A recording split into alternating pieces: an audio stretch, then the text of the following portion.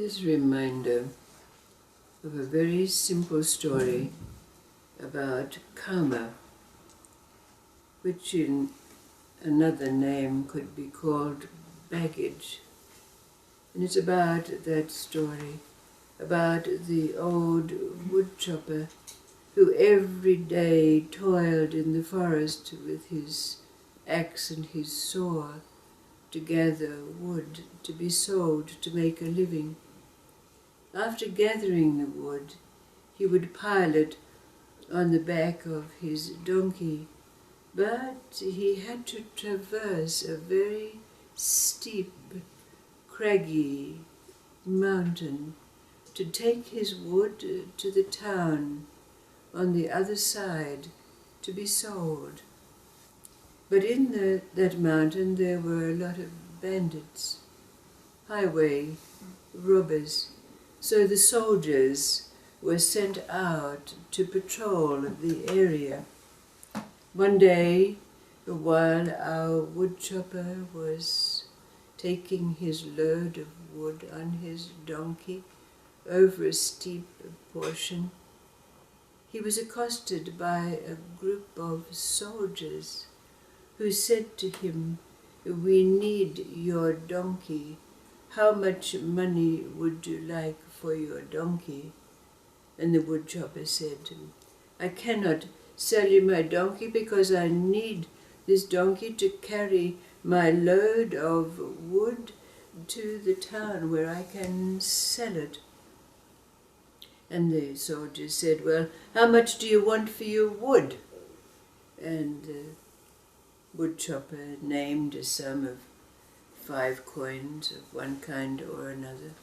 So the soldiers paid him the 5 coins, and then they said to him, "Well, how much do you want for your donkey?" And he said, "Oh, well, 20 coins. So the soldiers handed over the 20 coins, and then they immediately went about unloading the wood from the back of the donkey and dumping it on the side of the road.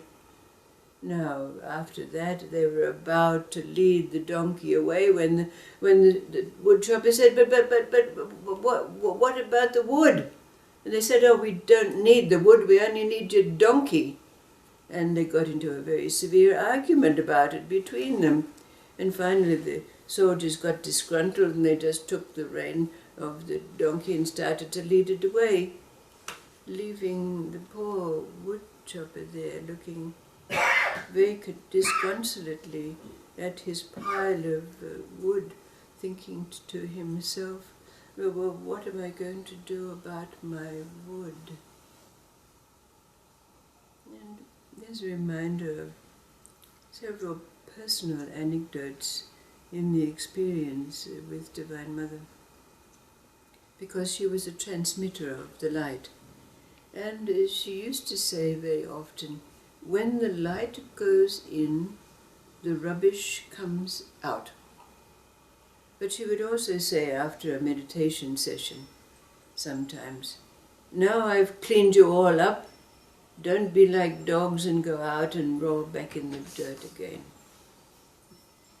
But her intensely personal experience with her was sitting with her in meditation. It was seen,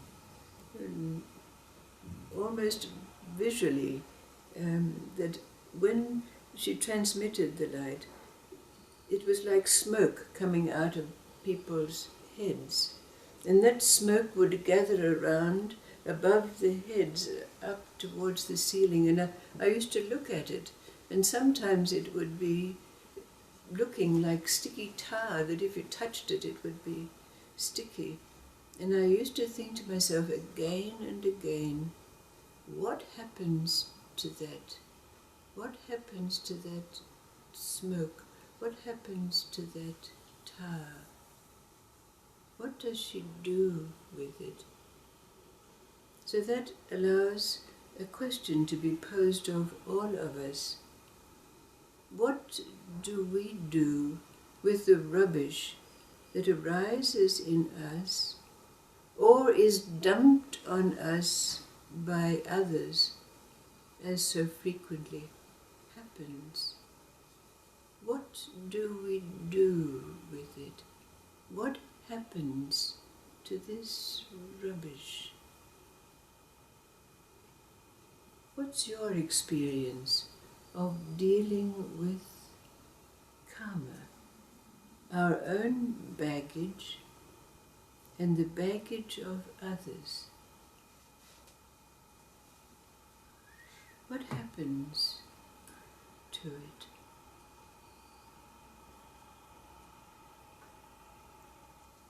Do you need to take some action to dispel it?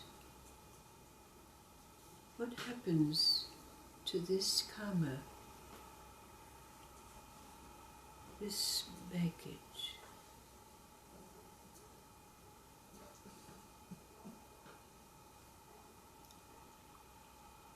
What's our experience now? Well, if we can't let it go, it becomes a pattern. Yes, It becomes a indeed. pattern. We can, and we can't let it go.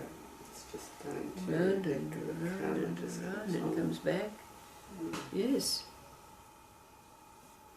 But what's the phenomena that we've experienced? Being meditators, we know when we've meditated or we've sat in the presence of a transmitter, and all of us in one way or another have been with one of these beings. What's And like that? it comes out, doesn't it it? doesn't stay there. It just It comes and it out. just goes into the. But there is this question. It's gathered. It's like that smoke. It's energy, isn't it?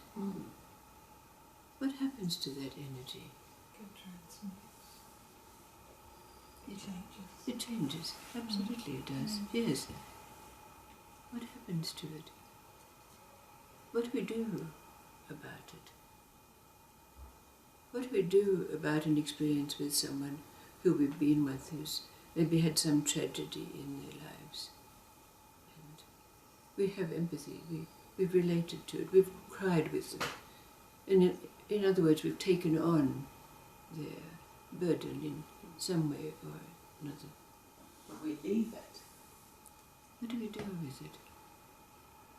It's interesting that you use the word dispel, Right. because I guess those patterns that we have inside ourselves, or somebody else's patterns that are getting, as you're saying, put onto, it's like a spell that's coming onto your pure essence, and so the dispelling is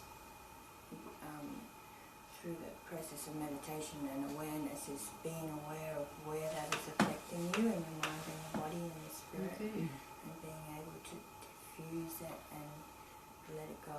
And I like to look at it as like all of that goes into like a big compost system, and then that is the food for the new seeds, for the new inspirations that come through. I had a direct experience some long years ago about coming to know of a chiropractor practitioner, hands-on, and he used to work a lot with disabled children that would come to him.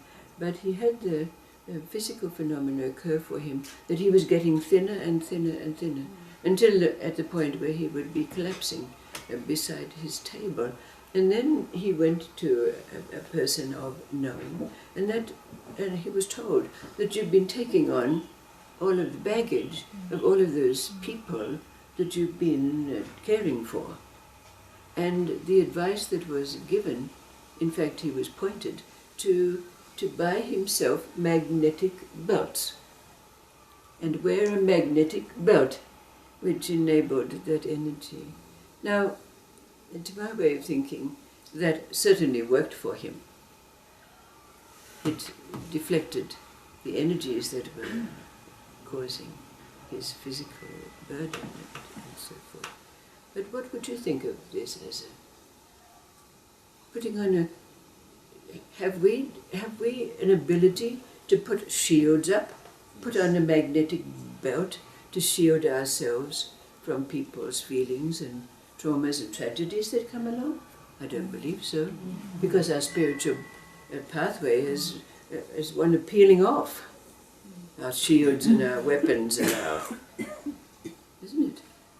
We do have an electromagnetic field though, so that the fields that come in from elsewhere or from our conditioning, that we can be aware of that and Yes. utilise that capacity that we have with our own electromagnetic system. Right. Like, used in inverted commas. And we know that we've before been able to put white light around ourselves before we go into the supermarket or whatever it is, so that we don't pick up. But do we have to do that now? Do you have to shield yourself with white light? And No, no, but you it don't. comes in and it suddenly burns. Right, absolutely, we feel it. But what happens to it? You don't pick it up. We don't pick it up. Why? This is such a crucial question for us. Because we're empty. Right on. It goes through. Flows straight through. Flows straight. Feel the feelings and don't hold on. to Right them. on. And we come to know then that indeed our onion has been peeled. We've taken off all of those layers of conditioning or karmic accretions, as they're called, to reveal this space where the onion is and the phenomena that happens when energies arrive and are playing in it. They don't remain, do they? They don't remain. That's interesting. What with the Ho'oponopono, Right. it's just like that clearing of all the things that come in and actually can transform not just your own field, but the field of what's around. Right on. But the question still remains. Okay, we can say it's dispelled because it's a physical thing, it's energy. So it's something that can be seen, this stuff that comes out.